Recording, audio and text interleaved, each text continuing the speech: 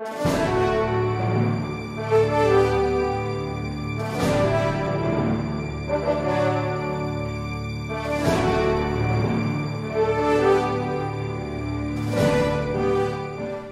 which bank this came? Anyway, Your Honor, there appears only 2 bank accounts here. Why don't you show to the witness and ask her to read? Okay. You have a copy of the letter complaint. Can you please tell us what are the bank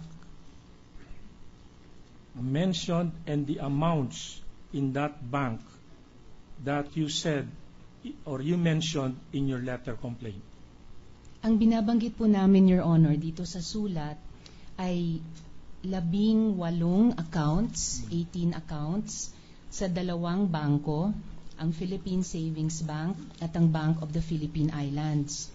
At ang mga halaga dito ay 5,018,255.26 pesos, 2 million pesos, 2,100,000 pesos, 8,500,000 pesos, 7,148,238.83 pesos, 12,580,316.56 pesos, 3,700,000 pesos, 7,370,438.65 pesos, 7,090,099.45 pesos, at 17 million pesos at $700,000 initial deposit, $7,301 initial deposit. Okay, saan bangko lahat yung binasa ninyo?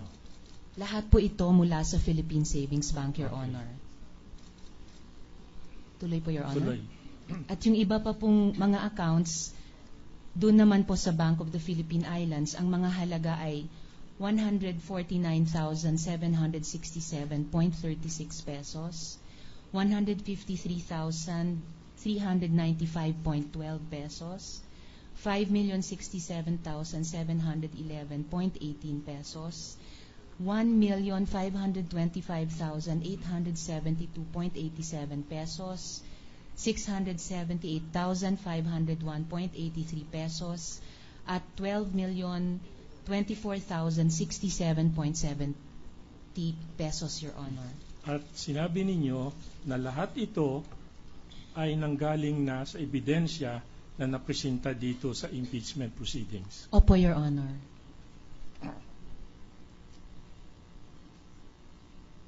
Meron ho ba kayong ebidensya na inilakip sa inyong letter complaint tungkol sa $10 million? Already answered, Your Honor. They did not mention the $10 million. If Your Honor, please. The first question refers to any $10 million in the letter, Your Honor. But now I am asking whether there is any evidence of a $10 million attached to the letter complaint. It is now evidence, not the letter, Your Honor.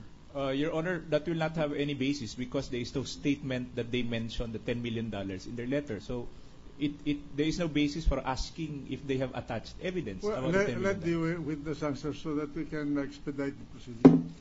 Go ahead. Pakiulit po yung tanong, Your Honor. Meron ba kayong ebidensya na inilakip sa inyong letter complaint tungkol sa isang $10 million?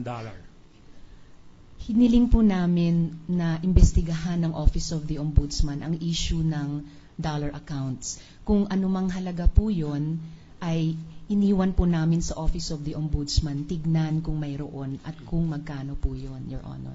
Nung sinabi ninyo na imbestigahan ang dollar accounts, nakalagay ho dito sa inyong letter complaint na ito yung, and I quote, the various bank accounts and the amounts contained therein.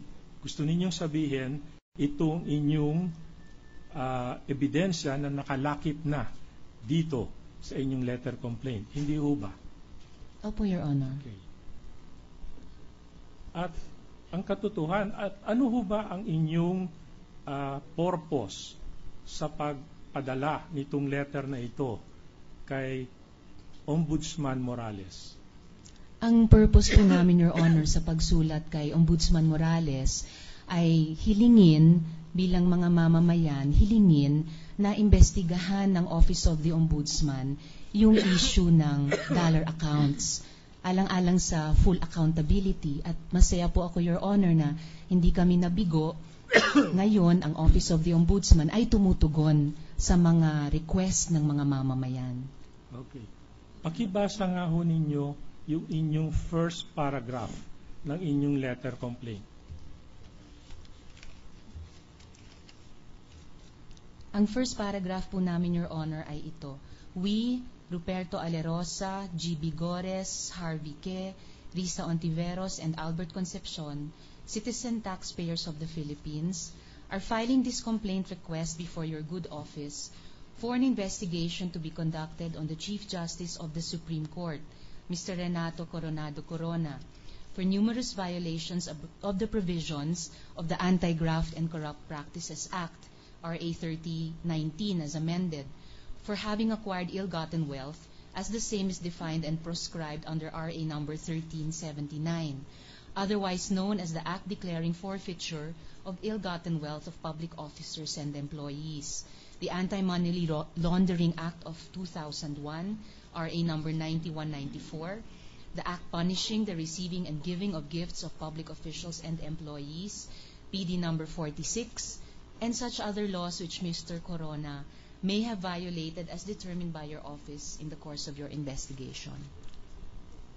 Lumalabas kung ganoon na kaya ninyo final itong case na ito, na ang base ay mga ebidensya na nanggaling dito sa impeachment proceedings, ay upang filean si Chief Justice ng kaso for violation of the Anti-Money Laundering Act at for forfeiture of ill-gotten wealth. Objection, Your Honor. The paragraph that was read states that they were requesting for an investigation to be conducted. The question now is asking the Sustained. witness. The best evidence of the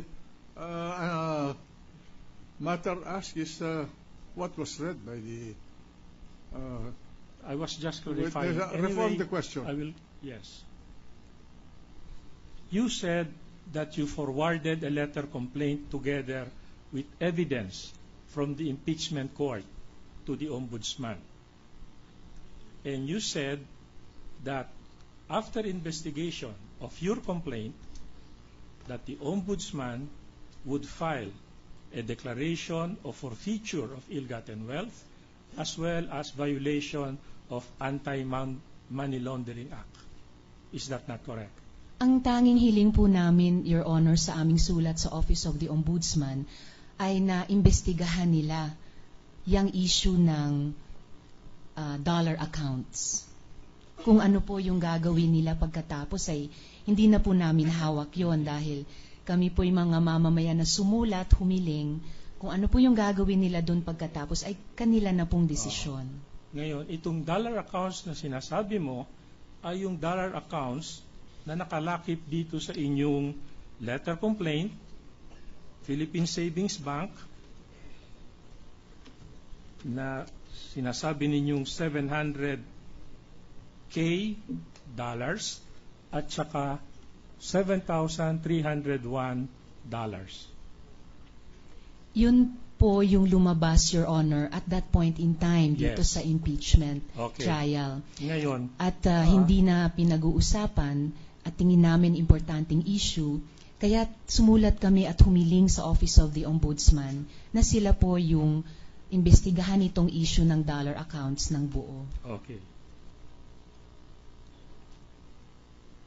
Ngayon, nakalagay ho dito sa inyong complaint sa huling paragraph sa page 3 na kung kinakailangan kayong humarap sa ombudsman ay nakahanda kayo.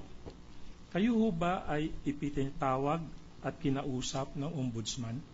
Hindi, Your Honor.